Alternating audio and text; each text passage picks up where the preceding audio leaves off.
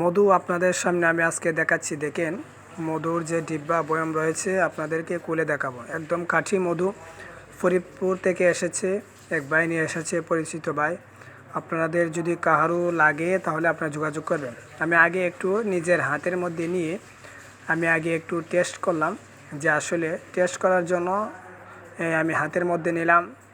কারণ আপনাদেরকে যে আমি বলবো যে আপনারা মধু কিনেন, মধু ভালো জিনিস।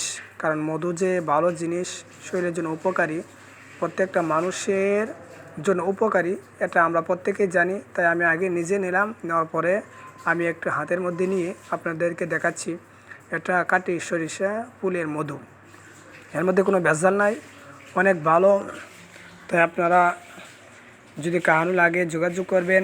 তাই আমি আগে নিজে খাচ্ছি, কারণ আপনাদেরকে যে আমি বলবো আমি আগে টেস্ট করছি যে আসলে এটা ভালো নাকি কাঠি নাকি ভেজাল রয়েছে। এটা বোঝার পর আপনাদেরকে বলবো। আমি দুইবার নিলাম, নেওয়ার পর এটাই বুঝলাম যে আলহামদুলিল্লাহ অনেক ভালো।